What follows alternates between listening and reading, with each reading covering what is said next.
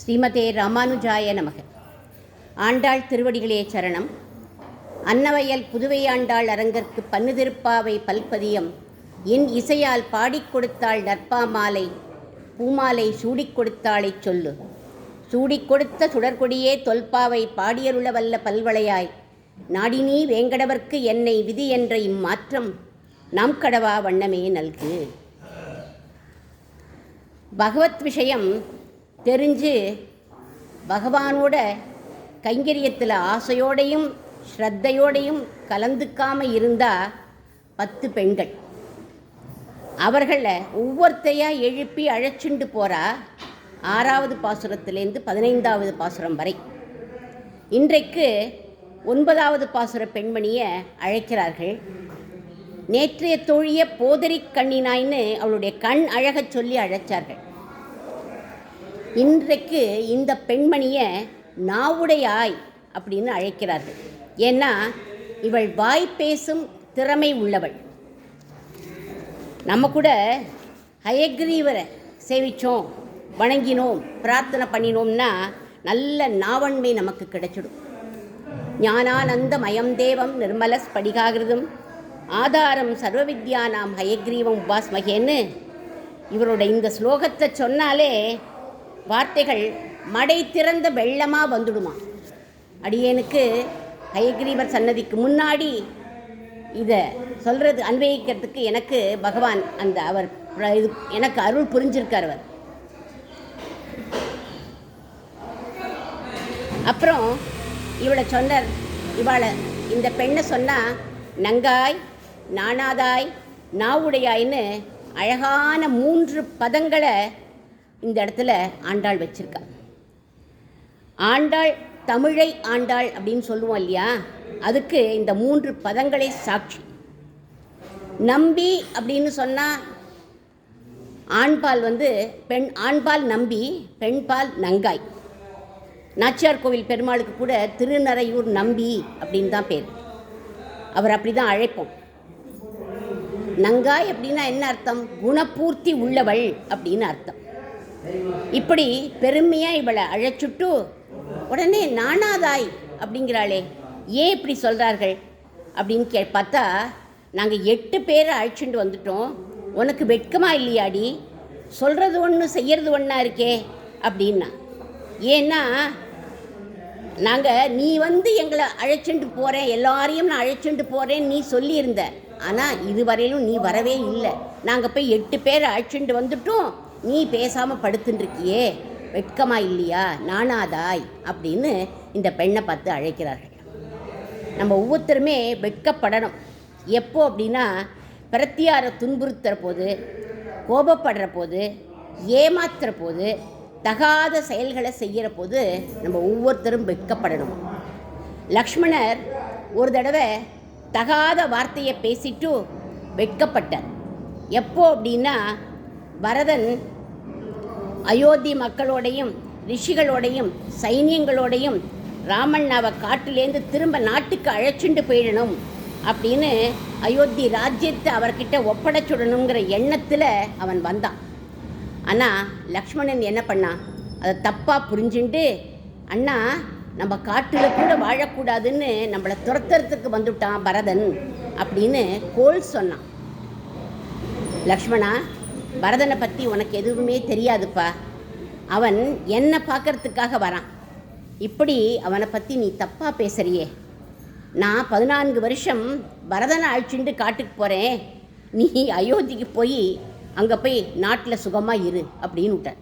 அவ்வளவு கொஞ்சம் கடுமையாக அவனை கோச்சுண்டுட்டார், சொல்லிட்டார்.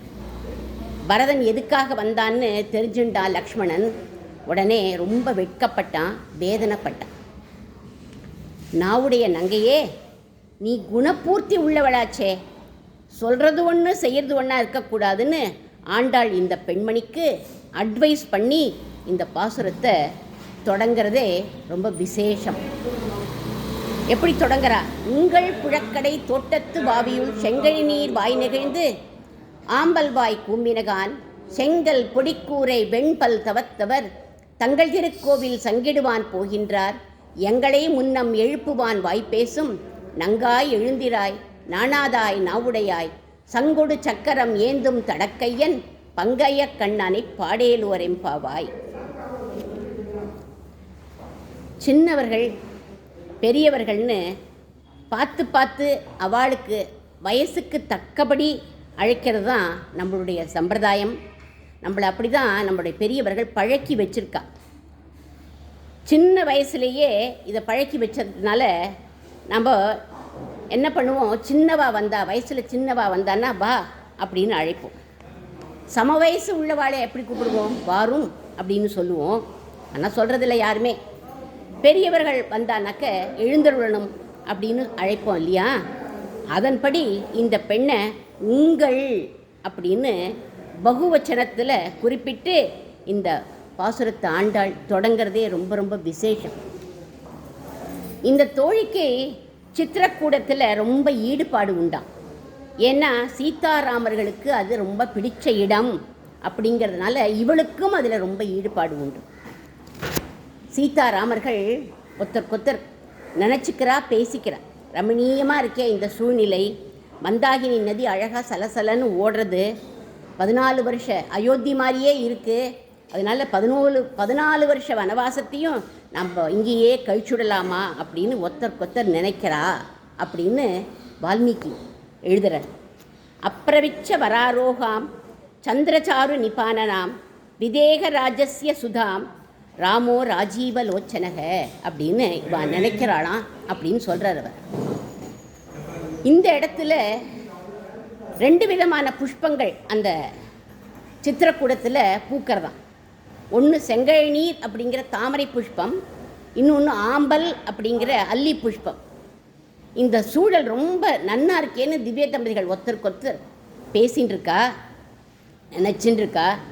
இந்த திவ்ய தம்பதிகள் எப்பவும் தன்னோட நினைவிலேயே வச்சுக்கணும், அவளை தன்னோட நினைவில் வச்சுக்கணுங்கிறதுக்காக இந்த பெண்ணும் தன்னோட வீட்டை புழக்கடையை, தன் வீட்டு புழக்கடை அப்படின்னா பேக்யார்டு அப்படின்னு சொல்லுவோம், பின்பக்கம், அங்கே ஒரு நடவாபி அப்படின்னாக்க ஒரு பெரிய கிணறு, அதுக்குள்ளே படிக்கட்டுகள்லாம் நிறைய இருக்கும்.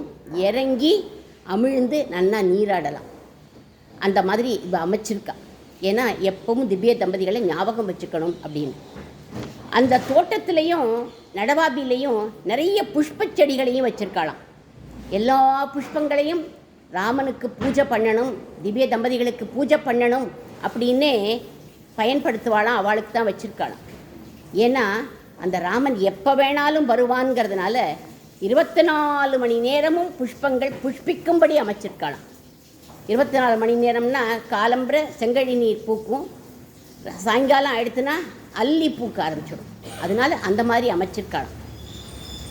இந்த சூழலை பார்த்தார்கள் ஆண்டாளும் அவளுடைய தோழிகளும். அப்படியே வியந்து போயிட்டா. சித்திரக்கூடம் மாதிரியே அமைச்சிருக்காளேடி, அழகாக நடுப்புற வாவியை அமைச்சிருக்கா.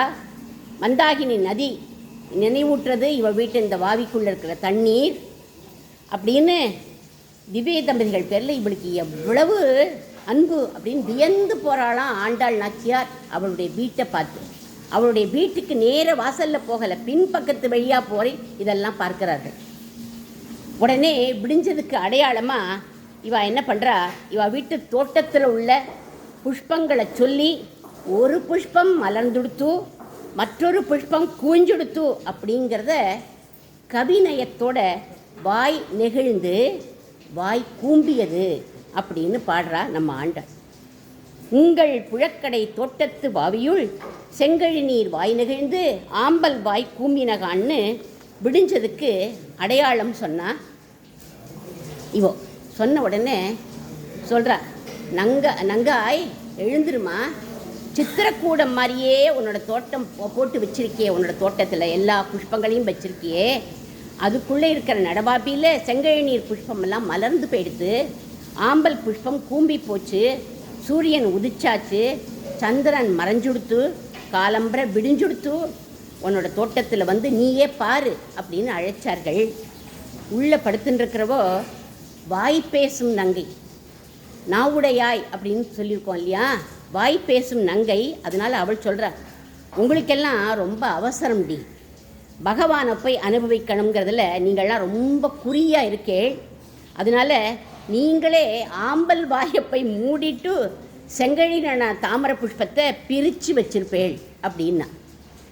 எப்படிடி நீ இப்படிலாம் ஆர்கியூ பண்ணுற? உங்கள் தோட்டத்து வாவியுள் அப்படி இருக்கிற உங்கள் வீட்டுக்குள்ளே இருக்கிற புஷ்பத்தை தாண்டி இப்படி மலர்ந்து போயிடுத்து, ஒன்று கூம்பி போயிடுத்து அப்படின்னு சொன்னோம். உங்கள் வீட்டு கிணத்துக்குள்ளே வச்சுருக்க நீ இதெல்லாம் அதுக்குள்ளே இறங்கி போய் அந்த சாமர்த்தியெல்லாம் எங்களுக்கெல்லாம் கிடையாது. ஏன்னா நாங்கள்லாம் சின்ன பெண்கள்மா, எங்களால் அந்த கிணத்துக்குள்ளெல்லாம் இறங்கி போய் இந்த வேலையெல்லாம் பண்ண முடியாது அப்படின்னுட்டேன். ஹிமாலய பர்வத்தத்தில் உட்காண்டு ரிஷிகள்லாம் தபஸ் பண்ணுவா. காலம்புற சூரியன் உதிச்சாச்சா அஸ்தமனம் ஆயிடுத்தா அப்படின்னு பார்க்குறது ரொம்ப கஷ்டம். ஹிமாலய பர்வதத்துக்கு போக வேண்டாம், எங்கள் டெல்லிக்கு வந்தாலே சூரியன் உதிச்சுடுத்தா அஸ்தமனம் ஆகிடுத்தானே தெரியாது. இந்த சமயத்தில் அவள் என்ன பண்ணுவான்னா, அங்கே இருக்கிற தடாகத்தில் உள்ள புஷ்பங்கள் மலர்ந்ததையும் மூடிக்கிறதையும் பார்த்து தான் அனுஷ்டானமே பண்ணுவார்களாம். திருமங்கை ஆழ்வார் தேரெழுந்தூருங்கிற திவ்ய தேசத்துக்கு வரார். அங்கே ஒருத்தர் புஷ்கரணியில் ஸ்நானம் பண்ணாமல் புஷ்கரணியே பார்த்துட்டு உட்காண்டிருக்கார். மணி 11 மணி ஆயிடுத்து. இவர் போய் கேட்டார், நீங்கள் குளிக்கலையா, ஸ்நானம் பண்ணலையா அப்படின்னு ஆழ்வார் போய் அவரை கேட்டார். அவர் சொன்னார், பெண்கள்லாம் குளிச்சுட்டுருக்கா, அவள் கரை ஏறட்டம்னு நான் காத்துட்டுருக்கேன் அப்படின்னாராம். ஆழ்வார் சொல்கிற, ஒத்தரையுமே காணலையே, பெண்கள்லாம் குளிக்கிறாங்கிறீங்களே நீங்கள் அப்படின்னொன்னே, தாமரை புஷ்பம் வாய் நெகிழ்ந்து இருந்தது, அது பெண்களுடைய முகம் மாதிரி இருந்ததான் அவருக்கு. அதனால் பெண்கள்லாம் குளிச்சுட்டுருக்கா அப்படின்னு அவர் நினச்சிட்டுருக்கார். அதை அப்படியே பாசுரமாக அமைச்சுட்டார் நம்ம திருமங்கை ஆழ்வார். என்ன பாசுரம் அப்படின்னா, நெல்லில் குவளை கண் காட்ட, நெல் மணிகள் இருக்கிற நெல் பயிர் இருக்கிற இடத்துல குவளை மலர்லாம் பூக்குமா, அதை கண் காட்ட. நீரில் குமுதம் வாய் காட்ட, நீரில் குமுத மலர்கள் வாய் காட்டுறதுனா நெகிழது. அல்லி கமலம் முகம் காட்டும் கழனி அழுந்தூர் நின்றானை அப்படின்னு தேரெழுந்தூர் கழனியில் இருக்கிற புஷ்பங்களை நாங்கள் சொல்லலம்மா, உன்னோட புழக்கடையில் உள்ள புஷ்பங்களை தான் நாங்கள் சொல்கிறோம் அப்படின்னு சொன்னார்கள். உள்ளே இருக்கிறவோ எதையுமே ஒத்துக்கலை. அதனால் விடிஞ்சதுக்கு நம்ம வேறொரு அடையாளம் சொல்லுவோண்டி அப்படின்னு வேறொரு அடையாளம் சொல்கிறார். ஜடாஜின தாராகா காலே வல்கலோத்தர வாசசகான்னு விடியற்காலை வேளையில் சித்திரக்கூடத்தில் மந்தாகினி நதிக்கரையில் ஜடாமுடி தரிச்சுருக்கிற ரிஷிகள் எல்லாரும் ஸ்நானத்தை முடிச்சுட்டு அனுஷ்டானம் பண்ணுறதுக்காக போவா அப்படின்னு ராமபிரான் சொல்லியிருக்காரே. அதே மாதிரி இங்கே நம்ம ஊரில் இருக்கக்கூடிய ரிஷிகள், முனிவர்கள், சந்நியாசிகள் எல்லாரும் போறா பாரு. எப்படி போறா? செங்கல் பொடிக்கூரை வெண்பல் தவத்தவர் தங்கள் திருக்கோவில் சங்கிடுவான் போகின்றார் அப்படின்னு சொன்னான். ராமபிரான் பார்த்த சந்நியாசிகள்லாம் மர உரி தரிச்சுட்டு இருந்தா. ஆனால் இங்கே இருக்கிறவாள்லாம் தவத்தவர் அப்படின்னு போட்டிருக்கா. தவத்தவர் அப்படின்னா சந்நியாசிங்கிறதுக்கு அதுதான் சரியான பதம். ஒவ்வொரு பதமும் அழகாக பார்த்து பார்த்து போட்டிருக்கா நம்ம ஆண்டர். இங்கே சந்நியாசிகள் எல்லாரும் செங்கல் கலரில் காஷாயம் தரிச்சுட்டுருக்கா. அவளோட பற்கள்லாம் எப்படி தெரியுமா இருக்குது? வெண்மையாக இருக்குது. அவள் ஏன் அவளுடைய பற்கள் வெண்மையாக இருக்குது அப்படின்னா, போகப் பொருளான வெத்தலைப்பாக்கு இதெல்லாம் அவள் போட மாட்டாள். சந்நியாசிகளுக்கு 3 விஷயம் வெண்மையாக இருக்கணுமா அப்படின்னு சொல்லப்படுறது. யதீனாம் 3 சுக்லானி பவந்தி யக்ஞோபவீதம் தந்திராஷ்ட ததா ஜந்து நிவாரணம். யதிகளோட பூனல், அவர்களுடைய பற்கள், அவர்களுடைய திருதண்டத்தில் கட்டியிருக்கக்கூடிய துணி, அந்த திருதண்டத்தில் ஒரு துணி கட்டியிருப்பா, வெள்ளை வெளியேன்னு இருக்கும், அதுக்கு ஜலபத்திரம் அப்படின்னு பேர். இந்த 3ம் வெளுப்பாக இருக்கணும் அப்படின்னு சொல்லப்படுறது. இப்பேற்பட்ட சந்நியாசிகள்லாம் ஸ்நானம் பண்ணிட்டா அவள்லாம் அனுஷ்டானம் பண்ணுறதுக்காக போயின்னு இருக்கா அப்படின்னு அடுத்த அடையாளத்தை சொன்னான். பெரிய பெரிய திவ்ய தேசங்கள்லாம் பார்த்தாக்க சந்நியாசிகளை ஜீயர்கள் அப்படின்னு அழைப்பார்கள். அந்த கோவில் சாவியை அவள் தான் கையில் வச்சுட்டுருப்பாளாம். அவள் அதை கொண்டு போய் கொடுத்தாதான் கோவிலை திறந்து சுப்ரபாதம் பாட முடியுமா. அப்பேற்பட்ட சந்நியாசிகள் சாவியை கொடுக்கறதுக்கு கிளம்பிட்டா. சங்கிடுவான் போதந்தார் அப்படின்னா, சங்கு அப்படின்னா இங்கே சாவி அப்படின்னு, சாவி கொடுக்க போகிறா, அதுதான் சங்கு அப்படின்னு அர்த்தம். இதே மாதிரி ஜீயர்கள் சாவியை கொண்டு போய் கொடுக்க போவா. எங்கே அப்படின்னா, இன்றைக்கும் திருப்பதிக்கு போனேன்னா சின்ன ஜீயர் சுவாமிகள் பெரிய ஜீயர் சுவாமிகள் 2 பேரும் எழுந்தருளி சாவியை கொடுத்துட்டு வருவா. அதுக்கப்புறம் தான் சுப்ரபாத சேவையே ஆகுமா. அங்கே ஃபாலோ பண்ணுறா. ஆனால் சில இடங்களில் கிடையாது. அப்போ அங்கே சன்னியாசிகள் அவள்லாம் என்ன பண்ணுறா, திருவாராதனத்துக்காக சங்கநாதம் முழங்கணும்னு அவள்லாம் அனுஷ்டானம் பண்ணிவிட்டு கோவிலில் போய் திறக்கிறதுக்காக போயின்னு இருக்கா அப்படின்னு நம்ம சொல்லலாம். இந்த இடத்துல இத்தனையும் கேட்டுட்டு இந்த பெண்மணி பதிலே சொல்லலை. ஆண்டாள் சொல்கிறா, அடி பெண்ணே, நேத்திக்கு எங்ககிட்ட ஒரு விஷயம் சொன்னியே, உனக்கு அது ஞாபகம் இருக்கோ அப்படின்னு கேட்டார்கள். எங்களை முன்னம் எழுப்புவான்னு நன்னா வாயில் ஆட்டுன்னு போட்டு ஆட்டி மாவாட்டிட்டு இப்போ உன்னை எழுப்ப நாங்கள்லாம் வந்து நின்றுட்டுருக்கோம், நீ பதிலே கூட பேச மாட்டேங்கிறியே அப்படின்னா. இது எப்படி இருக்குது அப்படின்னா, ராமன் வானர சேனையோட கிஷ்கிந்தேலேருந்து புறப்பட்டு சேது கடற்கரைக்கு வந்துட்டார். வந்த உடனே இந்த வானரங்கள்லாம் சொல்லித்து, ராமலக்ஷ்மணர்களை பார்த்து சொல்லித்து, நீங்கள்லாம் பயண களைப்பு, அதனால் ரொம்ப நீங்கள்லாம் டயர்டாக இருப்பேள், அதனால் நீங்கள் 2 பேரும் கொஞ்ச நாள் விஷ்ராந்தி எடுத்துக்கோங்கோ, நன்னா தூங்குங்கோ, ராத்திரி முழுக்க நாங்கள் காவல் காக்கிறோம் அப்படின்னு சொல்லித்துகள். இப்படி எல்லாம் சொல்லிவிட்டு என்ன பண்ணித்துகள், எல்லா குரங்குகளும் குரட்டை விட்டுட்டு நன்னா தூங்க ஆரம்பிச்சோம். ஆனால் ராத்திரி முழுக்க ராமரும் லக்ஷ்மணரும் கையில் பில்லை ஏந்திண்டு தூங்கின்ற இருந்த வானரால காவல் காத்தாடும்.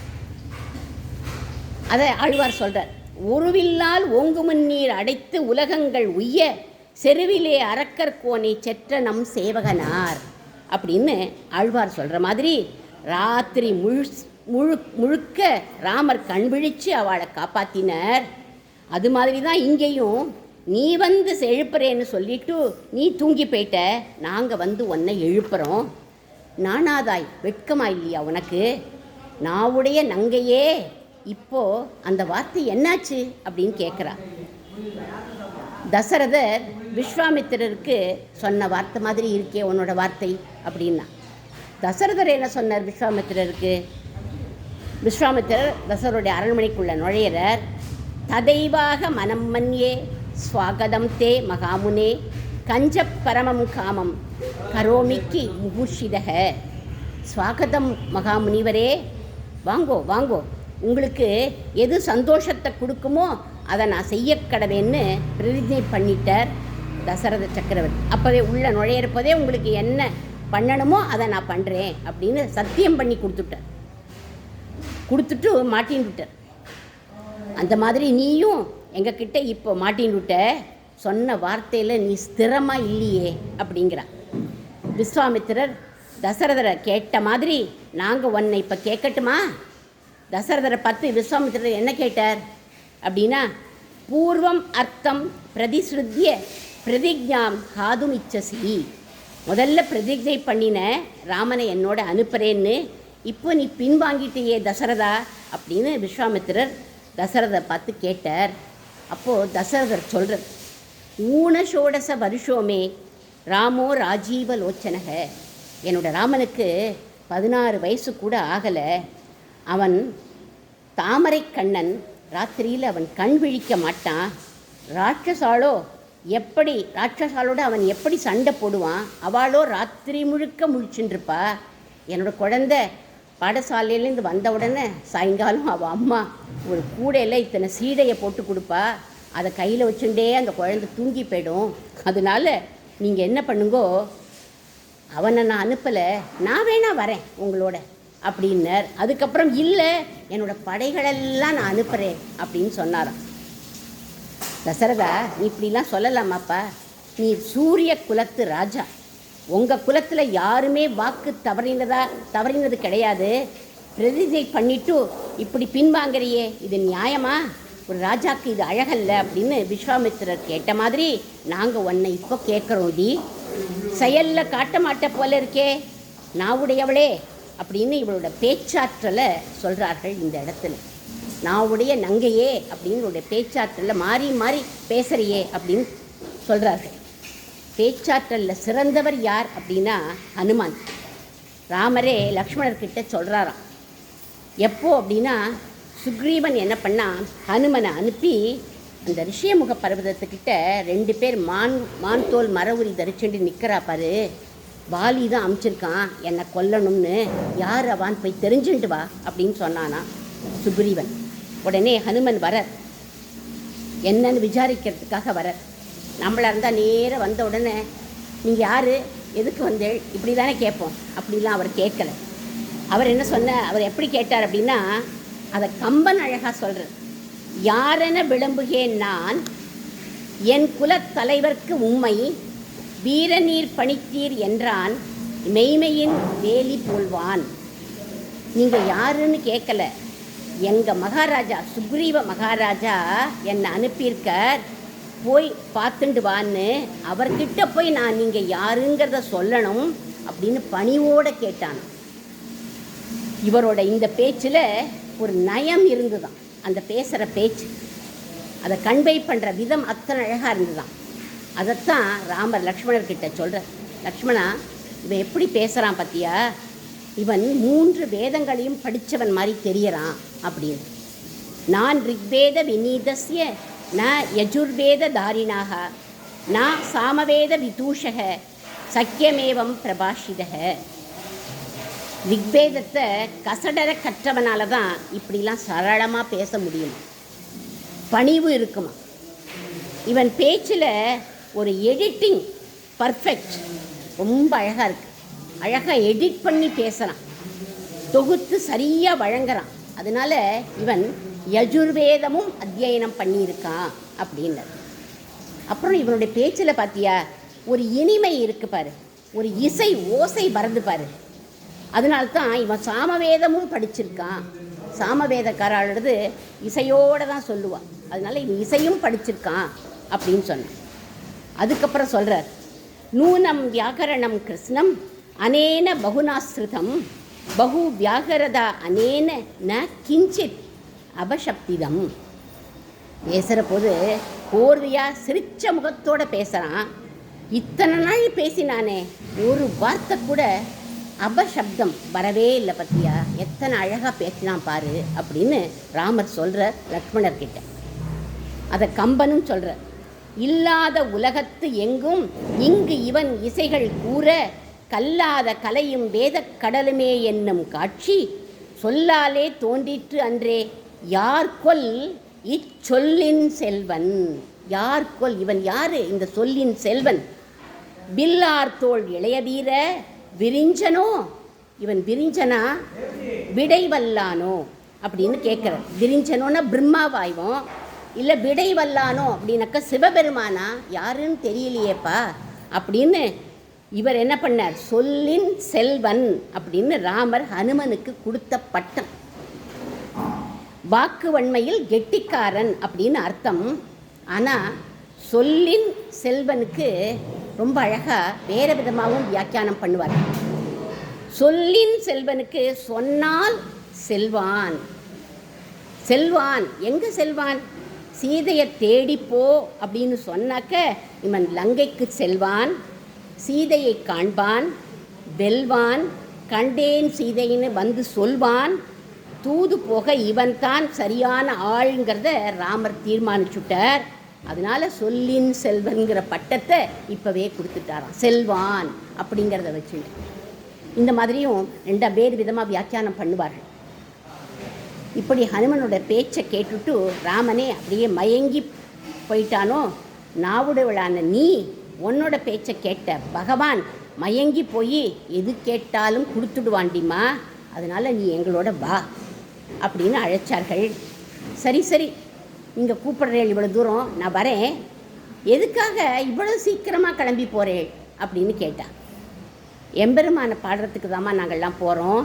அவன் எப்பேற்பட்டவன் தெரியுமா, சங்கொடு சக்கரம் ஏந்தும் தடக்கையன் பங்கைய கண்ணானி பாட அப்படின்னு சொல்கிறா இது தோழிகள்லாம். இந்த பங்கைய கண்ணன் அப்படிங்கிறது தான் இன்றைக்கு கோதையின் கோபாலனில் ஒரு 5 நிமிஷம் பேசியிருக்கேன். இந்த இதில் இவர் சொல்கிறார், நம்ம சோஸ்திர ரத்னத்தில் ஆளவந்தார் ஒரு சோஸ்திரம் சொல்கிறார், பிரபுத்த முக்தாம்புஜ சாரு லோச்சனம் அப்படின்னு. பகலவனை கண்டா தாமரை மலர்வது போல பக்தர்களை பார்த்துட்டான்னா எம்பெருமானுடைய திருக்கண்கள் விசாலமாக குளிர்ந்து மலர்ந்து போயிடும் அப்படிங்கிறார் ஆளவந்தார் இந்த சோஸ்திர ரத்ன சோஸ்திரத்தில். ராமன் இவரும் சொல்கிறார், யார், தசரத சக்கரவர்த்தியும் என்னோட குழந்தையோடைய கண்ணை விவரிக்கிறார், சொல்கிறார். ராமனை ராஜீவலோச்சனன் அப்படிங்கிறார் தசரதர். தாமரை போன்ற அழகான கண்கள் என்னுடைய குழந்தைக்கு. தாமரை எப்படி குளிர்ச்சியாக இருக்குமோ அது மாதிரி என்னுடைய ராமனுடைய கண்களும் குளிர்ச்சியாக இருக்கும். தாமரை எப்படி சிகப்பாக இருக்குமோ அந்த மாதிரி ஓரத்தில் என்னுடைய குழந்தையுடைய கண்ணும் சிகப்பாக இருக்கும். தாமரையுடைய தண்டு எப்படி நீண்டு இருக்குமோ அதுபோல் நீண்ட கண்கள் என்னுடைய ராமபிரானுக்கு. தாமரையில் எப்படி மகரந்தம் ஈர்க்குமோ அதுபோல் பிரேம மகரந்தம் உடைய கண்கள் என்னுடைய பிள்ளைக்கு. தாமரையை எப்படி வண்டுகள்லாம் மொய்க்கிறதோ அது மாதிரி எல்லாரையும் ஆகர்ஷிக்கக்கூடிய கண்கள் என் ராமனுக்கு. இத்தனை குணம் ராமனோட கண்ணுக்கும் தாமரைக்கும்னு பங்கைய கண்ணனான ராமனை பற்றி தசரதர் சொல்கிறார். விஸ்வாமித்திரர்கிட்ட சொன்னார் இதெல்லாம். அதனால சுகுமாரனான ராமனை கூடவே வச்சுண்டு அனுபவிக்கணும்னு அவர் நினச்சார். அந்த மாதிரி நீயும் நினைக்கிறியா? ராமனை நீனே அனுபவிக்கணும்னு நினைக்கிறியா? அந்த மாதிரி தாமரை கண்களோட கடாட்சம் எங்கள் எல்லாருக்கும் கிடைக்கணுமா? ராமரோட பராக்கிரமத்தெல்லாம் எல்லாரும் உணரணுங்கிறதுக்காக தான் விஸ்வாமித்திரர் அழைச்சிண்டு போகிறாராம் 2 பேரையும், ராம லக்ஷ்மணால். அந்த மாதிரி நீ மட்டும் அவனுடைய கண்களை அனுபவிக்கக்கூடாது, நாங்களும் அனுபவிக்கணும். உங்கள் வீட்டு பேக்யார்டில் சித்திரக்கூட மாதிரி பண்ணி வச்சுண்டு பங்கைய கண்ணனையும் ராமனையும் சீதா பிராட்டியும் நீயே அனுபவிக்கிறியே, நீ மட்டும் ரசித்து அனுபவிச்சா போருமா? இது நியாயம் இல்லை. ஏக்கஸ்வாத்து ந புஞ்சித்தன்னு சொல்லுவாள். ஒத்தரே அனுபவிக்கக்கூடாது. நல்ல நல்ல திங்ஸ் எல்லாம் அவனோட கண்ணழகை நாங்களும் சேவிக்கும்படி பண்ணணும். நீ நாவுடையவளாச்சே, எங்களோட வந்து நீ பாடினா அந்த ராஜீவலோச்சனன் எங்களுக்கும் சங்கொடு சக்கரம் ஏந்தும் தடக்கையனா காட்சி கொடுப்பான், சேவை சாதிப்பான் அப்படின்னு அழைக்கிறார்கள். ராமன் மனுஷனாகவே நடித்தான் இல்லை, மனுஷனாக தான் அவதாரமே பண்ணினர். மனுஷா எப்படி இருப்பாளோ 2 கைகளோடு தான் இருந்தார். ஆனால் சில பேருக்கு பக்தர்களுக்கு சதுர்புஜத்தோட சங்கு சக்கரங்களோட காட்சி கொடுத்துருக்காருன்னு நிறையா தடவை நம்ம பார்த்துருக்கோம். தாமச பரமோதாதா சங்கச்சக்கர கதாதரகன்னு மண்டோதரி மங்களாசாசனம் பண்ணுறார் ராமரை பார்த்து. பம்பாதீரத்தில் முதல்ல ஹனுமானை பார்க்குற போது 4 திருக்கைகளோட சங்கு சக்கரதாரியாக தான் சேவை சாதிச்சாராம் ராமர். ஆயதாச்ச சுவீர்தாச்ச பாகவக பரிகோபமாக சர்வபூஷண பூஷார்ஹாக கிமர்த்தம் ந விபூஷிதாக. தோள் 2ம் முழங்கால் வரை அப்படி கைகள் நீண்டு இருக்குமா ராமருக்கு. உருண்டு திரண்டு இருக்கான் அந்த தோள்கள்லாம், வலிமையாக இருக்கான். இதெல்லாம் கண்ணெச்சில் பட்டிடுமே, ஏதாவது ஆபரணத்தை பூட்டின்னு நீங்கள் வரக்கூடாதான்னு கேட்குறாராம் ஹனுமன் ராமரை பார்த்து. அந்த இடத்துல அவர் காண்பிச்ச அந்த சேவையை பார்த்துட்டு இப்படி தான் பரமாத்மா அப்படின்னு சங்கு சக்கரதாரியாக காட்சி கொடுத்தார் ராமபிரான் சில பேர்களுக்கு. ஆழ்வார்கள் எல்லாமே எப்போவுமே சங்கு சக்கரத்தை பாடினான்னு வச்சுக்கோங்க, கூடவே தாமரை கண்களையும் பாடிடுவார்.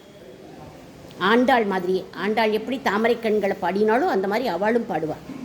நம்மாழ்வாருடைய பாசுரங்களை பாருங்கோ. சங்கினோடும் நேமியோடும் தாமரை கண்களோடும் செங்கனிவாய் ஒன்றினோடும் அப்படின்னு அவர் பாடியிருக்கார். இன்னொரு பாசுரத்தில் சங்கு சக்கரங்கள் என்றே கைகூப்பும் தாமரை கண்கள் என்றே தளரும் அப்படின்னு பாடியிருக்கார். இந்த சங்கு சக்கரம் என்றே கைகூப்பும் தாமரை கண்கள் என்றே தளருங்கிறத தான் இன்னைக்கு பங்கைய கண்ணல்ல அடியேன் சொல்லியிருக்கேன்.